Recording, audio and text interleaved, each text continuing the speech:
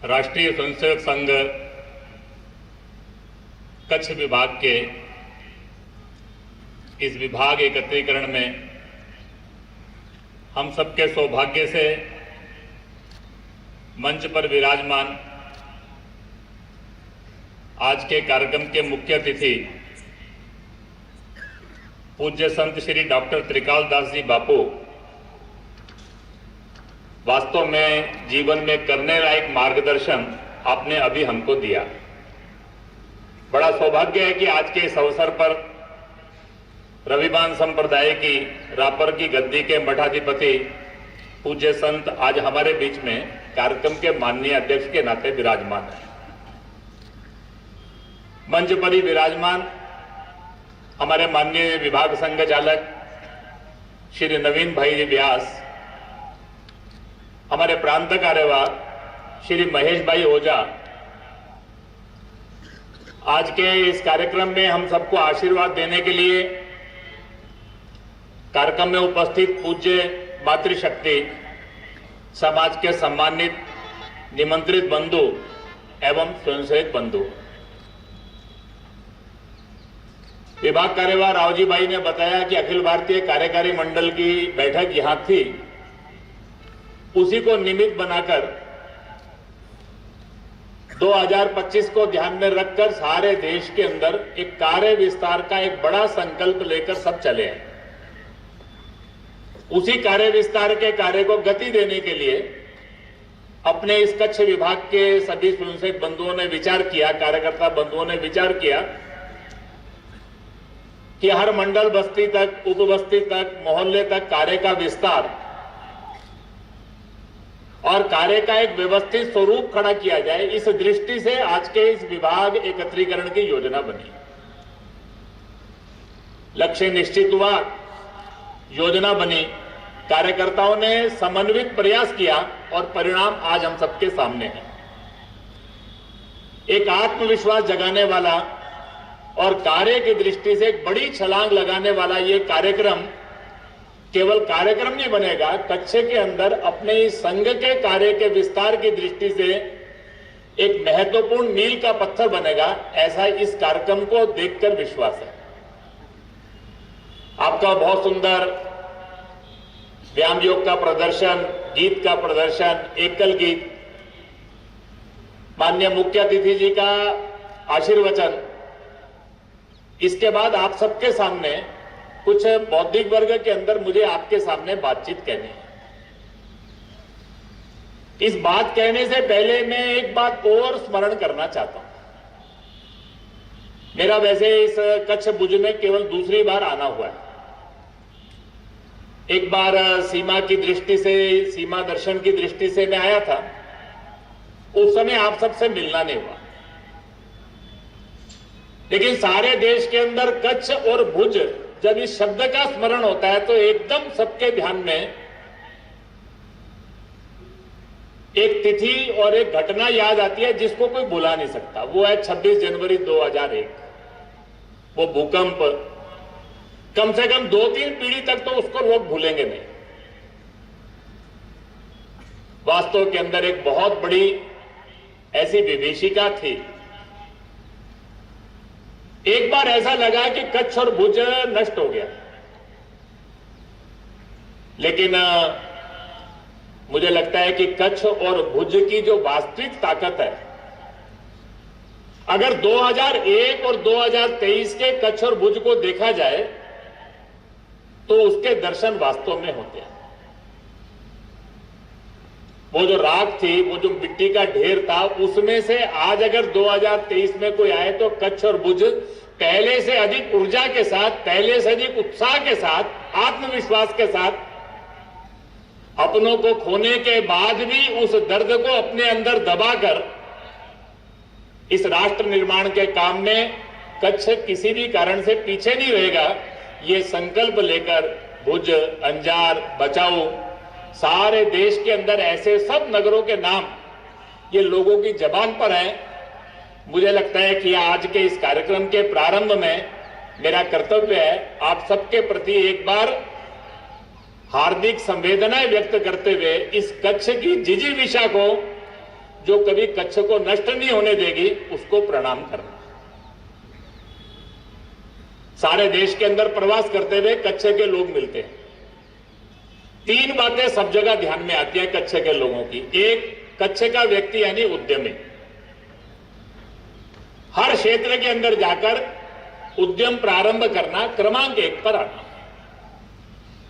फिर केवल उद्यमी नहीं, वहां के समाज के सब कामों के अंदर उसका सहयोग, बढ़ चढ़कर सहयोग। कहीं पर भी ऐसा दिखता नहीं कि कच्छ के लोग वहां के समाज के लिए काम ना कर रहे।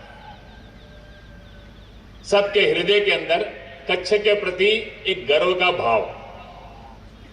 और चौथी बात, ध्यान करके धीरे धीरे अनुभव आती है, सब स्थानों के ऊपर कच्छ के लोगों का संघ के प्रति भी एक विशेष अनुराग दिखाई देता है। वास्तव के अंदर इस कच्छ की धरती पर आप सब संसकों के दर्शन करके सारे देश को प्रेरणा देने वाली ये जो जिजीविषा है, इसका स्मरण करना ये मेरा कर्तव्य है। इस दृष्टि से प्रारंभ में मैं आप सबका अभिनंदन कर रहा हूं। आज के इस एकत्रीकरण के अंदर मुझे आप सबके सामने जब बोलना है तो मेरे मन के अंदर एक विचार आ रहा था। एक विशिष्ट परिस्थिति में से अपना देश गुजर रहा है और एक विशेष संयोग भी है जिसके कारण से आज हम सारे देश के अंदर कुछ बातों का स्मरण कर रहे हैं। भारत की यात्रा और पिछले 100 वर्ष के अंदर संघ की यात्रा, ये दोनों एक साथ चल रही है। ये जो कालखंड है, ये कालखंड देश की स्वाधीनता के 75 वर्ष अमृत महोत्सव के रूप में पिछले साल ही हमने मनाया और 2 वर्ष बाद संघ के कार्य के 100 वर्ष पूर्ण होने वाले हैं। इस विजयदशमी पे 98 वर्ष पूर्ण होकर इस 100वें वर्ष की तैयारी की दिशा में हम आगे बढ़ रहे हैं। यह एक ईश्वरीय संयोग है कि स्वाधीनता का अमृत महोत्सव और संघ का शताब्दी वर्ष, ये दोनों एक साथ आ रहे हैं। मैं दोनों का स्मरण इसलिए कर रहा हूं, वास्तव के अंदर स्वाधीनता के 75 वर्ष के अवसर पर हमने स्वाधीनता सेनानियों का स्मरण किया। स्वाधीनता के वो जो संघर्ष था, उस संघर्ष का जो विभीषिका थी, वो जो गुलामी दास्ता जो 1000 वर्ष के उस संघर्ष के अंदर हमने झेली, उसका भी स्मरण किया। और हमारा संघर्ष का स्वरूप कैसा था, उसकी प्रेरणा क्या थी, ये सब बातें भी हमने स्मरण की है। केवल स्मरण नहीं किया, आगे के लिए हमने कुछ करने का संकल्प भी लिया।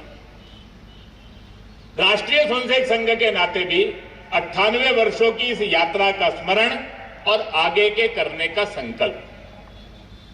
वास्तव में ये जो समय है, ये अपने संघ के 100 वर्षों की यात्रा, भारत की स्वाधीन भारत के 75 वर्षों की यात्रा का विहंगावलोकन, उसको एक बार पीछे मुड़कर देखना और आने वाले समय में करने का संकल्प लेना, इसके लिए ये कालखंड है। इसीलिए मैंने कहा ये विशिष्ट परिस्थिति है।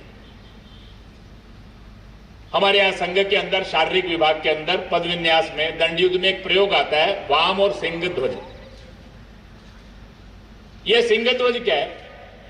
सिंह चलते चलते कभी पीछे नहीं मुड़ता, वो केवल पीछे गर्दन घुमाकर एक बार व्यंगावलोकन करता है कि मैं कहां से चला था, कहां तक पहुंचा, और फिर उसके बाद एक आत्मविश्वास मन में लेकर एक लंबी छलांग लगाता है।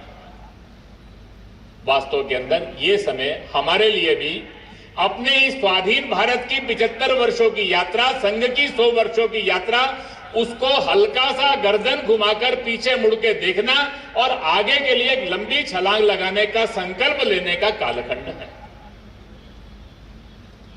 वास्तव के अंदर ये 75 वर्षों की यात्रा क्या है और संघ के 100 वर्षों की यात्रा क्या है और हमको क्या करना है, ऐसी 3 बातों की चर्चा मैं आपसे इस बौद्धिक वर्ग में करने वाला हूं।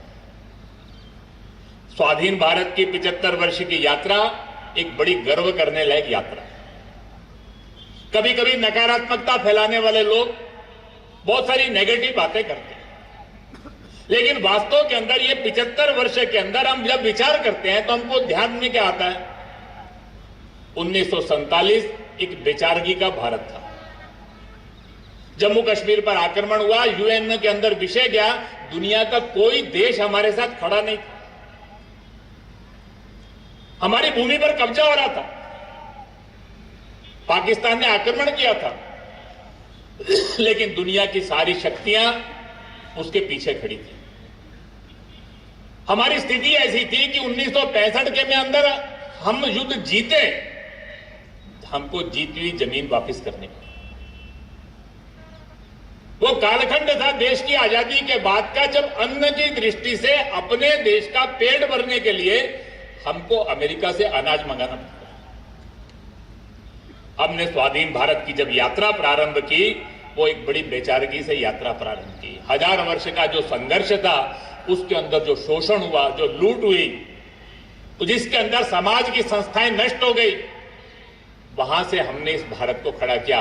75 वर्ष के अंदर ही पूरे भारत का चित्र बदल गया। आज भारत कहने के बाद दुनिया के अंदर एक मजबूत राष्ट्र, आज दुनिया के प्रमुख राष्ट्रों में हमारी गिनती होती है। विश्व की तीसरी सबसे बड़ी सेना हमारी है। भारत की एक स्वतंत्र विदेश नीति है। अभी हम किसी की कृपा पर नहीं है। यूक्रेन का प्रश्न आया या इजराइल फिलिस्तीन का प्रश्न आया, हमारे हित में जो है उसको ध्यान में रखकर हमने निर्णय किया, दुनिया की किसी महाशक्ति के दबाव में नहीं।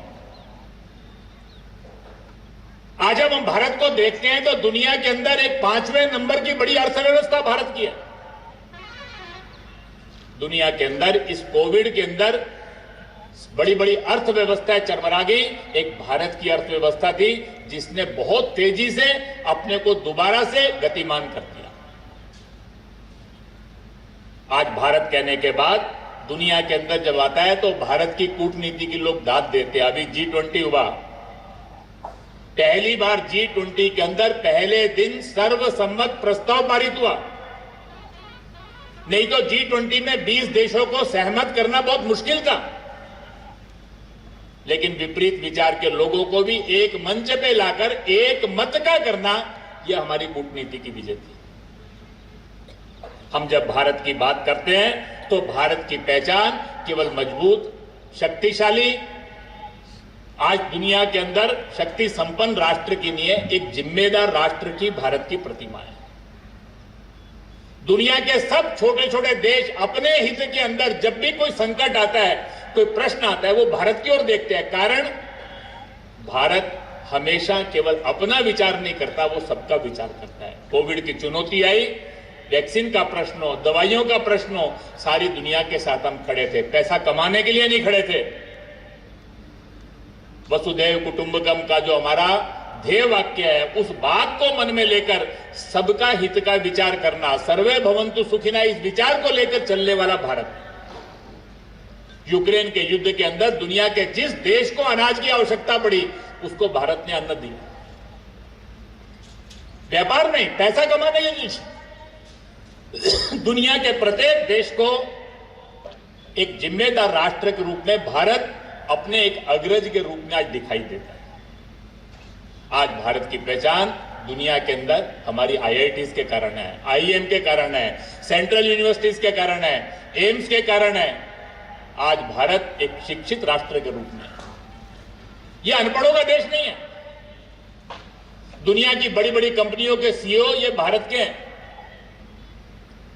दुनिया के अंदर जब भारत का विचार आता है तो भारत एक ऐसा देश है जिसने 75 वर्षों के अंदर एक बड़ी सामाजिक क्रांति की। भारत के अंदर एक सदैव समृद्धि थी।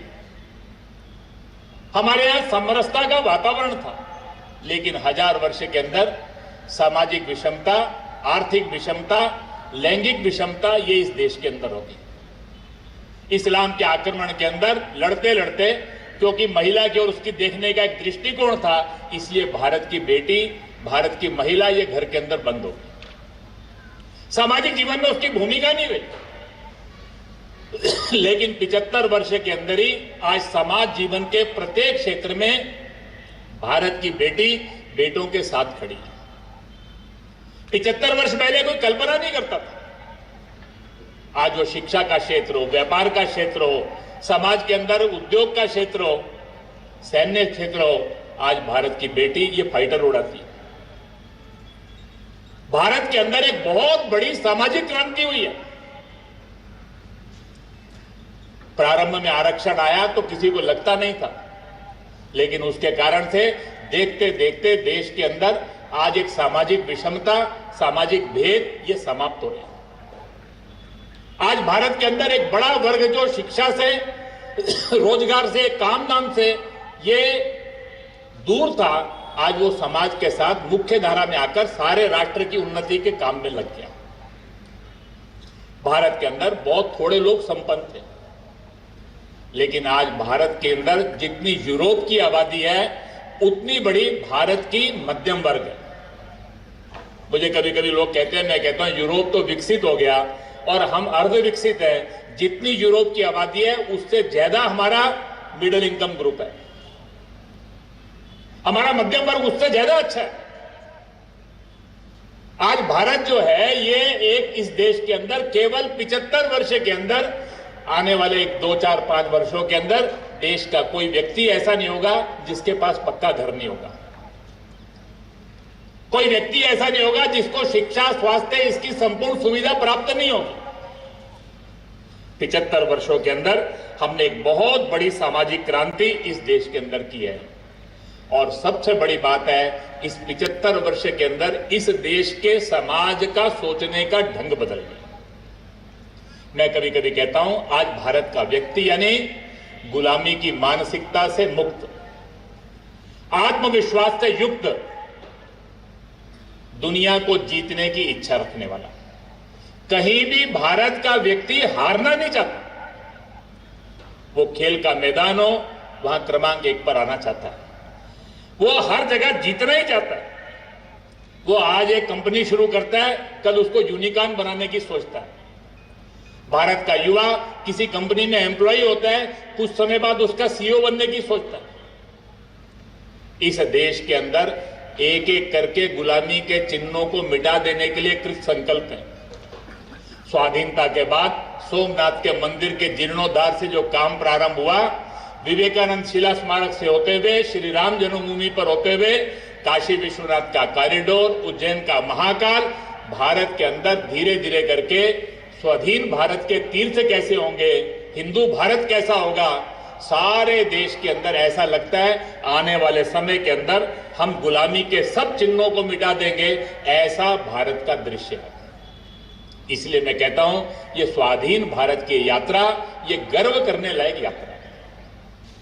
इस 75 वर्षों के अंदर सारे देश के अंदर देशभक्ति से ओतप्रोत, हिंदुत्व से ओतप्रोत, हिंदुत्व के भाव से युक्त, गुलामी के सब चिन्हों को मिटा देने के लिए कृत संकल्प, दुनिया को जीतने का सपना देखने वाला ऐसा समाज, एक भारत को अर्थ शक्ति के रूप में, सैन्य शक्ति के रूप में एक मजबूत शक्तिशाली राष्ट्र के दृश्य को हम ही नहीं पूरी दुनिया धीरे धीरे करके स्वीकार कर रही है। हम जब अपने इस संघ की 100 वर्षों की यात्रा का विचार करते हैं, तो इस 100 वर्षों की यात्रा का विचार करते हुए भी 4 बातें हमको इस 100 वर्षों की संघ की यात्रा में दिखाई देती है। पहली बात क्या है, ये यात्रा अनवरत है, अखंड है, कॉन्टिन्यूअस है, सीमलेस है। मैं इसलिए कह रहा हूं, ये आसान नहीं थी। कैसी भी परिस्थिति थी, देश की स्वाधीनता हुई, विभाजन हो गया, प्रतिबंध लगे, युद्धों का सामना करना पड़ा, किसी भी कालखंड के अंदर यह संघ का काम रुका नहीं। बीच की परिस्थिति के अंदर प्रतिबंध था, कार्य का स्वरूप बदला होगा, लेकिन कार्य रुका नहीं। यह अखंड है, संघ बटा नहीं, संघ एक था, एक है, एक ही रहेगा। ये जो संघ की यात्रा है, ये संघ की यात्रा में कोई विभाजन नहीं है। संघ की यात्रा इस कालखंड के अंदर कितने काम संगठन चले, वो एक के अनेक हो गए, हम एक थे, एक ही है। और हमारी ये यात्रा निरंतर वर्धिष्णु है, कॉन्टिन्यूअस इवॉल्विंग, लगातार नई नई चीजें संघ के अंदर आ रही है। हर आयु वर्ग की शाखा, विविध संगठन, संघ के स्वयंसेवक, समाज के अंदर समाज के आंदोलन, समाज परिवर्तन, गतिविधियां, समाज की सज्जन शक्ति का जागरण, नए नए काम ये संघ के अंदर जुड़ते चले जा रहे हैं। वास्तव के अंदर ये यात्रा इतनी सरल नहीं थी। प्रारंभ के लोग जिन्होंने कालखंड संघ का काम किया, उनको एक बड़ी उपेक्षा सहनी पड़ी। लोगों को लगता नहीं था संघ कुछ करेगा, कुछ होगा, यह विश्वास नहीं था। बड़े बड़े लोग संघ को आकर कहते थे, इस शाखा चलाने से, दंड चलाने से, गणवेश डालने से, कार्यक्रम करने से कुछ होने वाला नहीं है। कुछ करना है तो हमारे साथ आइए। लेकिन अपने संघ के लोग उस कालखंड के अंदर ये संघ का कार्य ईश्वरीय कार्य है। ये जो हमारे मन के अंदर एक दृढ़ विश्वास है, ये संगठित हिंदू समाज का चित्र खड़ा करना, ये ईश्वरीय योजना का हिस्सा है। ये जो पूजनीय डॉक्टर साहब ने हमको प्रारंभ से कहा, अपने नेतृत्व के प्रति श्रद्धा और विश्वास, अपनी कार्य पद्धति के प्रति श्रद्धा और विश्वास, जो कुछ होगा इस कार्य पद्धति से होगा। और हमारा नेतृत्व हर परिस्थिति में जो मार्गदर्शन करता है, वो मार्गदर्शन अपने आप में पूर्ण है, ये विश्वास मन में लेकर। और संघ के स्वयंसेवकों ने अपने अंदर निस्वार्थता, प्रामाणिकता और तनमन धन पूर्वक देश पहले, समाज पहले, बाकी सब बातें बाद। ये जो संघ के स्वयंसेवक ने अपने अंदर जो कहूंगा सो करूंगा, जो करता हूं वही कहूंगा, कथनी और करनी में अंतर नहीं, निस्वार्थता, किसी भी कोने के अंदर, हृदय के संघ के अंदर आने के बाद कभी मन में यह भाव नहीं आएगा कि मैं संघ में आया, मुझे क्या मिलेगा, मुझे क्या मिला। प्रामाणिकता, तन मन धन पूर्वक मेरा जो कुछ है वो संघ का है, अपनी चमड़ी अपनी दमड़ी, समय धन, जो संघ कहेगा वो करूंगा। ये जो तीन बातें थी, हमारा विश्वास कि ये ईश्वरीय कार्य है, अपनी कार्य पद्धति और नेतृत्व के प्रति श्रद्धा और आस्था, और स्वयंसेवक के अंदर निस्वार्थता, प्रामाणिकता और तन मन धन पूर्वक संघ का काम करने का ये जो भाव है, इन तीन बातों के आधार के ऊपर वो जो उपेक्षा थी, उस उपेक्षा में से निकलकर दिखने वाला काम हो गया। जब दिखने वाला काम हो गया तो विरोध प्रारंभ हो गया। 2 बार संघ पर प्रतिबंध लगे। बड़े बड़े लोग संघ को लेकर आरोप लगाते थे, दुष्प्रचार करते थे। ऐसे ऐसे लोग जिनकी दुनिया सुनती थी, जिनकी बातें समाचार पत्रों में छपती थी, वो सब लोग संघ पर झूठे झूठे आरोप लगाते थे। संघ को विदेशों से पैसा आता है, संघ के CIA से संबंध है, ऐसे ऐसे आरोप लगते थे जिसको सुनकर आज कभी कभी सब स्वयंसेवकों को हंसी भी आएगी। लेकिन वो समय ऐसा था, लोग उन्हीं की बात सुनते थे। उस सारे विरोधों में से भी हम निकले। हम संघ के लोगों ने एक मन में निश्चय किया, संभवतः हमारे भाग्य में ही है कि यह विरोध होगा। बहुत हैरानगी थी, विभाजन के कालखंड के अंदर समाज, हिंदू समाज की रक्षा में संघ सबसे आगे। विस्थापित होकर जो लोग हैं, उनके पुनर्वास में संघ सबसे आगे। संघ का स्वयंसेवक पुनर्वास में लगा था, हिंदू समाज की रक्षा में लगा था, और पूज्य महात्मा गांधी जी की हत्या का झूठा आरोप लगाकर संघ पर प्रतिबंध लगा था। 2 आयोग बने, इन्वेस्टिगेशन हुए, जजमेंट आ गए। संघ की कहीं दूर दूर तक संबंध नहीं आया, उसके बाद भी बोलना बंद नहीं किया, आरोप लगाना बंद नहीं किया। दूसरों से लड़ना आसान होता है, लेकिन जिन अपनों के लिए हम काम कर रहे हैं, वो अपने ही जब विरोध करते हैं तो उसको सहना इतना आसान नहीं होता।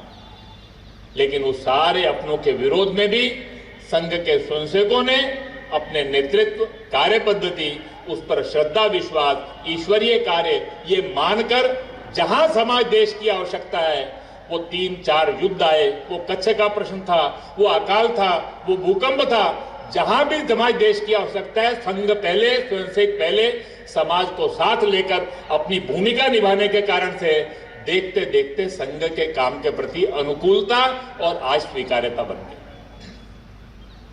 आज जब हम देश के अंदर विचार करते हैं तो हमको ध्यान में आता है धीरे धीरे करके हमारी ये जो 4 पीढ़ी की यात्रा है, इस 4 पीढ़ी की यात्रा के कारण से समाज जीवन के केंद्र में आकर संघ खड़ा हो। वास्तव में ये 4 पीढ़ी की यात्रा अद्भुत है। पहली पीढ़ी ने सारे देश के अंदर संघ के काम का बीजारोपण किया। दूसरी पीढ़ी ने संघ के काम को राष्ट्रव्यापी बना दिया। 1973-74 तक आते आते देश के हर जिले में संघ पहुंच गया। तीसरी पीढ़ी ने इस संघ को समाजव्यापी कर दिया। 1977 के बाद उस लोकतंत्र की रक्षा के आंदोलन में संघ के स्वयंसेवकों ने जो भूमिका निभाई थी, सारे देश में एक बड़ी अनुकूलता आ गई। जैसे ही वो अनुकूलता आ गई, उस अनुकूलता के कालखंड के अंदर सारे देश की सेवा बस्तियों में संघ ने काम प्रारंभ किया, वनवासी क्षेत्रों में काम प्रारंभ किया, नॉर्थ ईस्ट और दूर दराज के क्षेत्रों में काम प्रारंभ किया, विद्या भारती के माध्यम से विद्यालय प्रारंभ होने शुरू हो गए। और उस कालखंड के अंदर हिंदू समाज के आत्मविश्वास को जगाने के लिए, राष्ट्रीय एकात्मता को पुष्ट करने के लिए हमने बड़े बड़े अभियान लिए। श्री राम जन्मभूमि मंदिर का आंदोलन, एकात्मता यात्रा और संघ के बड़े बड़े संपर्क अभियान। और इसके कारण से तीसरी पीढ़ी ने 2000 तक आते आते हमने 1985 में जो पहला संपर्क अभियान लिया था, 1.25 लाख गांव तक हम पहुंचे थे। 2000 के अंदर संघ के 75 वर्ष पूरे होने पर हमने जो एक अभियान लिया, उसमें 4 लाख से ज्यादा गांव में हम देश में गए। हमारी जो तीसरी पीढ़ी थी उसने संघ को समाजव्यापी कर दिया। चौथी जो पीढ़ी थी उसने ये जो स्वीकार्यता थी, अनुकूलता से जो स्वीकार्यता बन गई, इसके अंदर पिछले 25 वर्षों में पूरी सज्जन शक्ति को संघ से जोड़ दिया। स्थान स्थान के ऊपर पूज्य संत महात्मा, सामाजिक नेतृत्व, समाज को साथ लेकर समाज परिवर्तन के लिए सारे देश के अंदर एक वातावरण खड़ा हो गया। आज धीरे धीरे करके हम कह सकते हैं संघ और समाज एक वेवलेंथ पर आ गया। सारे देश में घूमते हुए समाज के प्रमुख लोगों के साथ मेरा बैठना होता है। मैं ध्यान में आता है जैसे हम आज से 25-30 साल पहले सोचते थे, वैसा ही आज समाज सोचता है। आज कहीं पर भी प्रश्न आ जाए, हर एक के मन में एक ही बात है कि समाज के समस्याओं का समाधान कैसे होगा। लेकिन यह समाधान करने के लिए संघ क्या करेगा ये नहीं कहते, हम क्या कर सकते हैं, ये आज सबका वातावरण बन गया। आज समाज जो है केवल सुझाव नहीं देना चाहता, वो अपेक्षा नहीं करता। आज समाज संघ के साथ जुड़कर काम करना चाहता है। धीरे धीरे करके संघ और समाज के बीच का अंतर समाप्त होता है।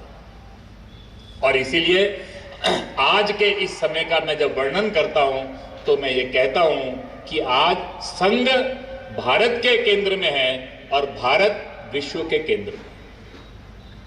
संघ जो है ये आज समाज के केंद्र में है। सारे समाज ने संघ के नेतृत्व को स्वीकार किया।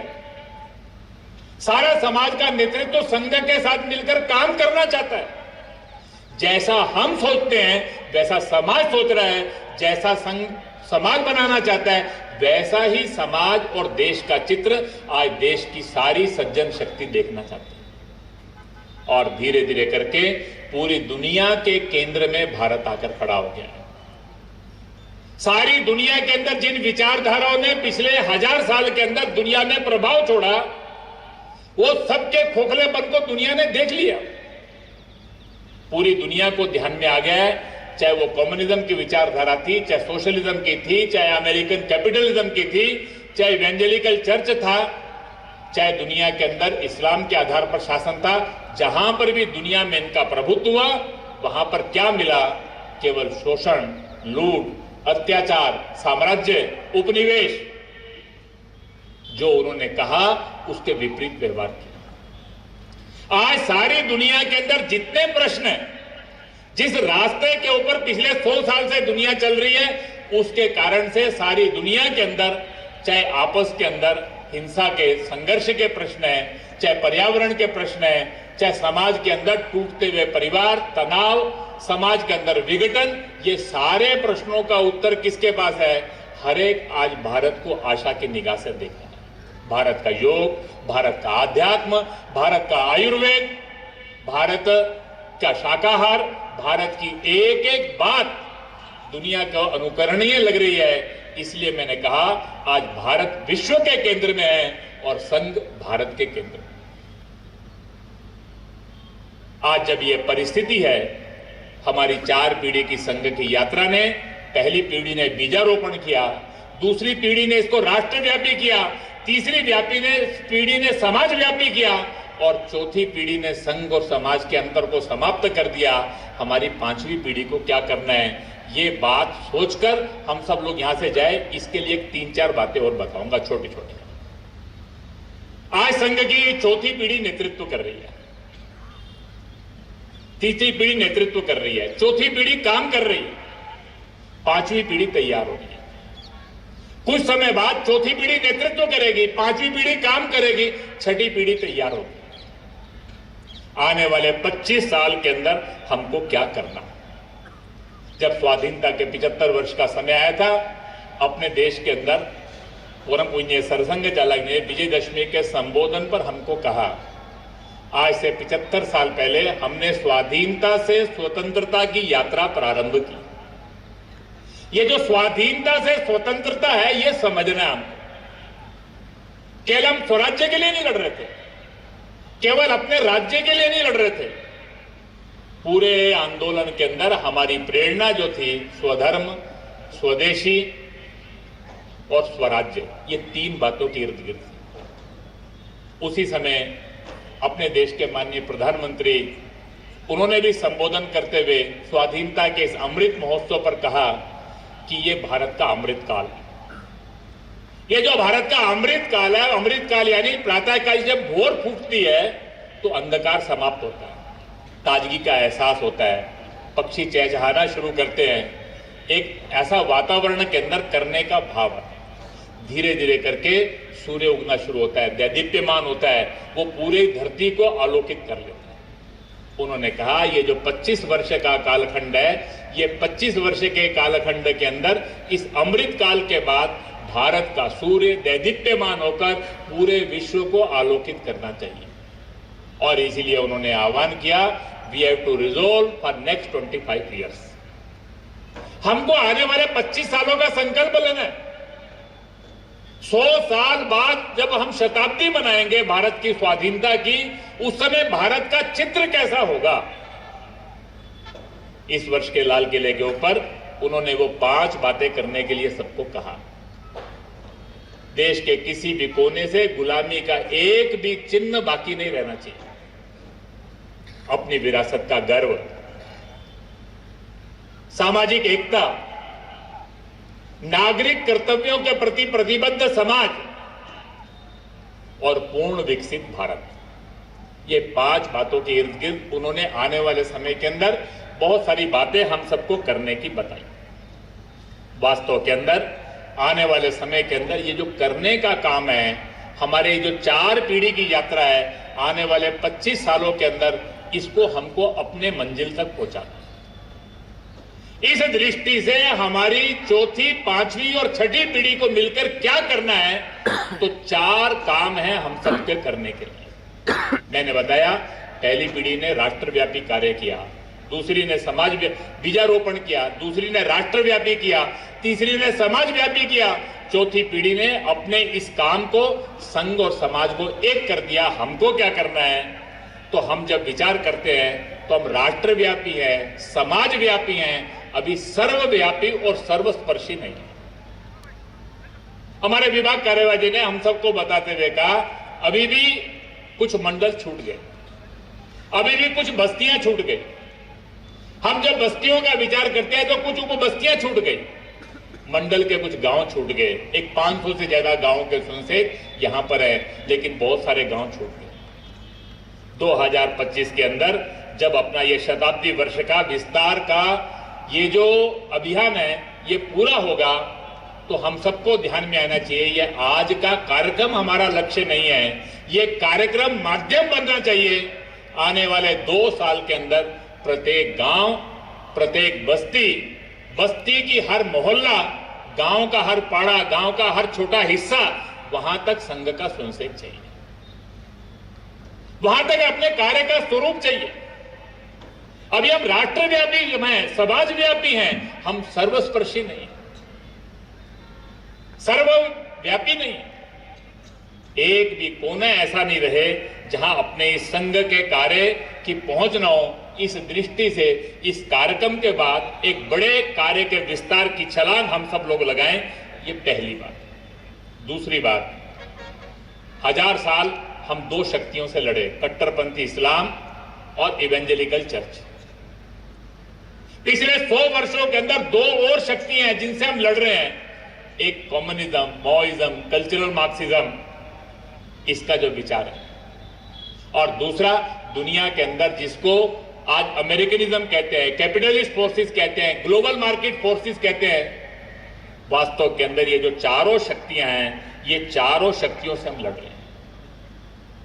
बहुत सारी बातें हमको दिखाई देती है, उसकी चर्चा कर नहीं सकते, उसका समय नहीं है।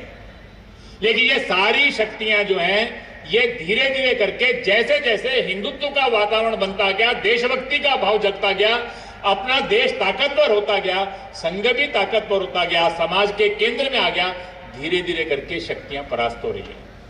ये शक्तियां परास्त हो रही हैं, समाप्त नहीं। आज से 75 साल पहले तंत्र में, समाज में, विचार में सब जगह प्रभावी थी। आज समाज में ये हमसे लड़ नहीं सकती, तंत्र से धीरे धीरे करके बाहर हो रही हैं, लेकिन विचार में अभी भी एक ताकत है। और इसलिए ये सारी शक्तियों को ध्यान में आ गया है कि अब हमारे अस्तित्व की लड़ाई है। ये आने वाले 10-15 वर्ष एक बड़े संघर्ष के कालखंड की तैयारी का समय है। हमको एक बड़े संघर्ष में से निकलना पड़ेगा। ये जो सारी शक्तियां हैं, ये शक्तियां, उनको ध्यान आ गया हम अकेले अकेले नहीं लड़ सकते, इसलिए ये एकजुट हो गई। और इन सब लोगों के लिए कॉमन एनिमी क्या है, समान शत्रु क्या है, वो 3 बातें हैं, भारत, हिंदू और संघ। दुनिया की सब शक्तियों को लगता है कि भारत ऐसे ही बढ़ता रहा तो हमारा विचार समाप्त हो जाएगा, पूरी दुनिया भारत के पीछे आके खड़ी हो जाएगी। यह भारत क्यों ताकतवर हो रहा है? क्योंकि देश में हिंदुत्व का भाव जग रहा है। अपने जाति भेदों से ऊपर उठकर, अपने छोटे छोटे स्वार्थों से ऊपर उठकर पूरा हिंदू समाज देश के लिए, जीने के लिए खड़ा हो गया। ये सारे देश में हिंदुत्व का भाव क्यों बढ़ रहा है? क्योंकि संघ मजबूत हो रहा है। और इसीलिए सारे देश के अंदर एक योजनाबद्ध प्रयास इस भारत की एकात्मता को तोड़ना, हिंदुत्व के भाव को कमजोर करना और संघ के ऊपर तरह तरह के ओप लगाकर संघ के बारे में एक भ्रम का वातावरण खड़ा करना। आने वाले समय के अंदर हमको इस नए प्रकार के षड्यंत्रों के स्वरूप मिलेंगे। मैंने बताया वो प्रत्यक्ष लड़ नहीं सकते, इसलिए छद्म युद्ध शुरू हो रहा है, मायावी युद्ध शुरू हो रहा है, प्रॉक्सी वॉर शुरू हो रही है। हिंदू समाज के अंदर नए नए तरह के संघर्ष पैदा करने की कोशिश की जाती है। मैं अभी पिछले दिनों हरियाणा प्रांत में था, वहां पर अपने 2 समाज के लोग आमने सामने खड़े थे, गुर्जर और राजपूत। प्रश्न क्या है, एक मिहिर भोज नाम के एक राजा हुए, एक महापुरुष हुए। गुर्जर कह रहे थे ये हमारे हैं, राजपूत कह रहे हैं हमारे हैं। मैंने पूछा महापुरुष किसी जाति के होते हैं? महापुरुष तो पूरे समाज के होते हैं, उस पर किसी का पेटेंट है क्या? उन्होंने एक जाति का विचार किया क्या? लेकिन वो हमारे थे, इस बात के ऊपर दोनों का झगड़ा हो। आने वाले समय के अंदर जातियों के अभिनिवेश खड़ा करना, समाज के अंदर छोटी छोटी बातों के ऊपर समाज को बांटना, संघर्ष करना, तरह तरह के खड़े करना, अचानक कहीं पर आरक्षण के नाम के ऊपर, कहीं पर जातियों के छोटे से घटना को, दुर्भाग्यपूर्ण घटना को, वो जाति की अस्मिता का प्रश्न बन जाता है। थोड़े दिन पहले हमने किसान आंदोलन देखा, हमने भीमा कोरेगांव का समय देखा, सीए का समय देखा। परसिक्यूटेड जो पाकिस्तान, बांग्लादेश, अफगानिस्तान में जिन लोगों को 4 पीढ़ी से अत्याचार सह रहे थे, वो भारत में नहीं आएंगे तो कहां आएंगे? यहां हम उनको अधिकार देते हैं तो वो किसी के अधिकार छीने थोड़ी जाते हैं, लेकिन सारे देश के अंदर एक भ्रम का वातावरण खड़ा करते हैं। ये जो सारे देश के अंदर आने वाले समय के अंदर समाज के अंदर नए नए तरह के संघर्ष ये खड़े करने का प्रयास होगा। और इसलिए हम सब लोगों को आने वाले समय के अंदर समाज को टूटने नहीं देना, हिंदुत्व का भाव कमजोर नहीं होने देना, समाज के किसी भी वर्ग को अपने से छूटने नहीं देना। सारे समाज के अंदर इस हिंदुत्व के आंदोलन को, समाज की एकता के प्रश्न को ये तोड़ने का प्रयास होगा। तीसरा काम हम सबको जो करने का है, इस 1000 वर्ष के संघर्ष में बहुत सारी बातें ऐसी आ गई जो हमारी नहीं थी। हमारी व्यवस्थाएं टूट गई। कुछ बातों का संकेत माननीय अध्यक्ष जी ने हमसे किया। भारत के हिंदू की पहचान किसके साथ होनी चाहिए? तो वो 5 बातों के साथ होनी चाहिए। भारत का व्यक्ति यानी नागरिक कर्तव्यों के प्रति प्रतिबद्ध। भगिनी निवेदिता से किसने प्रश्न किया, देश स्वाधीन हो गया तो देशभक्ति का मापदंड क्या है? उन्होंने कहा, नागरिक कानूनों का पालन करना, नागरिक कर्तव्यों का पालन करना, यही देशभक्ति का पैमाना है। देश गुलाम है तो उससे लड़ना पड़ता है, यह देशभक्ति है। त्याग और बलिदान करना पड़ता है। लेकिन देश स्वाधीन हो गया तो देश के कानून है, देश का संविधान है, उसको मानना। देश के अंदर सामान्य व्यक्ति के अंदर भ्रष्टाचार, सामान्य व्यक्ति के अंदर अपने स्वार्थों के लिए कानून को तोड़ना, ऐसी जो अनेक बातें हैं, ये समाप्त होनी चाहिए। सारे देश के अंदर स्वदेशी का भाव आना चाहिए। अपनी भाषा, अपनी वेशभूषा, अपना खान पान, अपने महापुरुषों का गौरव, अपने जीवन के अंदर अपने देश की बनी वस्तुओं का उपयोग, नागरिक कर्तव्यों के प्रति प्रतिबद्ध, स्वदेशी के भाव से ओतप्रोत सामाजिक समरसता का आचरण। हिंदू समाज का विचार है सबके अंदर भगवान का अंश है, तो कोई छोटा बड़ा नहीं हो सकता, किसी से भेद नहीं हो सकता। किसी का किसी परिवार में जन्म हुआ, इसके कारण से वो व्यक्ति हमारे लिए त्याज्य नहीं हो सकता, अस्पृश्य नहीं हो सकता। सारे देश के अंदर ये जो सामाजिक समरसता है, भारत माता की संतान, हम सब सगे भाई, हम सब भारत माता की संतान सगे भाई, हमारा एक खून का रिश्ता, कोई छोटा नहीं, कोई बड़ा नहीं, कोई अमीर नहीं, कोई गरीब नहीं, कोई ऊंची जाति का नहीं, कोई नीची जाति का नहीं, हम सब एक हैं। ये जो आचरण और व्यवहार है, ये भाषण में नहीं, कार्यक्रम में नहीं, हमारे परिवार में दिखना चाहिए, हमारे गांव में दिखना चाहिए। हमारे गांवों के मंदिर में सबको प्रवेश चाहिए, हमारे गांव के अंदर कुआं सबके लिए समान चाहिए, जातियों के शमशान की परंपरा समाप्त होनी चाहिए, सबके समान शमशान चाहिए।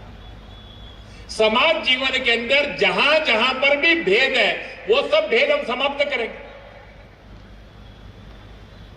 आज जो पर्यावरण का प्रश्न है, ये जीवन शैली का प्रश्न है। जीवन के अंदर छोटी छोटी बातें जिससे पर्यावरण का संरक्षण होता है, ये हमको करने की है। प्लास्टिक का उपयोग कितना करना, पानी का उपयोग कितना करना, पानी को कैसे बचाना, छोटी छोटी बातें ये जीवन के अंदर आनी चाहिए। और भारत का परिवार, ये भारत का परिवार संस्कारित परिवार बनना चाहिए, मूल्य आधारित परिवार। हिंदू घर कैसा होना चाहिए, इसके बारे में हमको एक चित्र खड़ा करना। आने वाले वासने के अंदर ये 5 बातें समाज जीवन के अंदर भारत की पहचान बननी चाहिए। और चौथी और आखिरी बात है, हमारी कहानी हमको लिखनी है। ये जो इस 1000 साल का कालखंड रहा, क्या हुआ? लाला लाजपत राय कहा करते थे, इस देश के अंदर अंग्रेजों ने 3 बातें की, de Hinduisation, de socialisation, de nationalisation. हमारी समाज की एकता को तोड़ दिया, हिंदू समाज में हीनता का भाव पार दिया, राष्ट्र की भक्ति का भाव, राष्ट्रीय एकात्मता का भाव ये कमजोर कर दिया।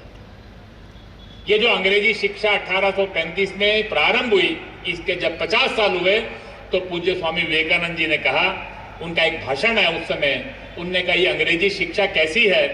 उन्होंने कहा, एक बच्चा स्कूल जाता है, पहली बात वो सीखता है, योर फादर इज अ फूल। ये उनका वाक्य है कि आपके पिता मूर्ख हैं, वो जो बताते हैं उसका कोई अर्थ नहीं है, जो हम बताते हैं वो सुनो। वो कहते हैं सेकेंड थिंग इज लर्न, दूसरी बात वो सीखता है, योर ग्रैंडफादर इज ल्यूनेटिक। आपके दादा परदादा दादी परदादी ये सनकी हैं, ये जो बातें कहते हैं इनका कोई आधार नहीं है, निराधार बातें, जिन बातों का कोई अर्थ नहीं है। उन्होंने कहा थर्ड थिंग दे लर्न, तीसरी बात वो सीखते हैं, ऑल योर टीचर्स आर हिपोक्राइट्स। आपके जितने गुरु हैं, आपके मार्गदर्शन करने वाले संत हैं, जितने आपको प्रवचन देने वाले हैं, वो दोहरापन है, खोखलापन है, जो बात कहते हैं वो वास्तव में होती नहीं है। और चौथी बात उन्होंने कहा, fourth thing they learn, all your sacred books are full of lies. आपकी जितनी किताबें हैं, रामायण, महाभारत, वेद, गीता, ये सब बेबुनियाद है, झूठ से भरी हुई, ये मिथक है, ये केवल कहानियां हैं। उन्होंने कहा by the time he is 16, वो 16 साल का होता है, he is a mass of negation, वो नकारात्मकता से भरा होता है, बोनलेस, उसकी कोई रीढ़ नहीं होती, लाइफलेस, उसमें कोई जीवन नहीं होता, कुछ करने का भाव नहीं होता। अंग्रेजों के अनुसरण में ही मेरा हित है, यही भाव होता है।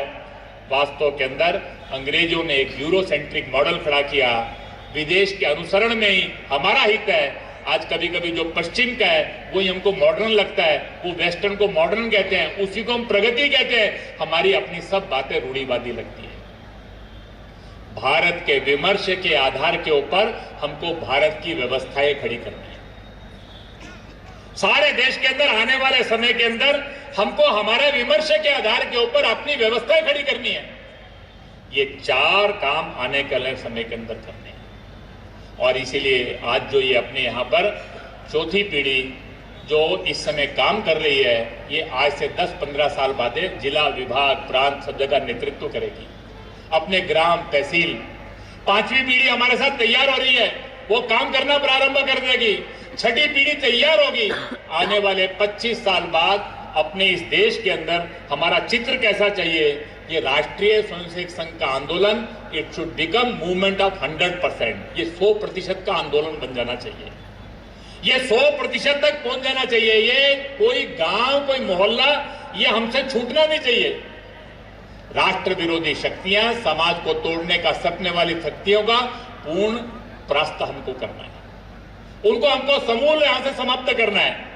और नागरिक कर्तव्यों के प्रति प्रतिबद्ध, स्वदेशी के भाव से ओतप्रोत ऐसा अपना एक समाज का चित्र खड़ा करना, इस दृष्टि से हम सब लोग अपने अपने बारे में संकल्प करें। जिस भी गांव से आए हैं वहां पर संघ का काम खड़ा हो, एक प्रभावी काम खड़ा हो। हम जहां पर भी हैं, एक भी स्वयंसेवक ऐसा नहीं चाहिए जो समाज का दायित्व लेकर खड़ा ना हो।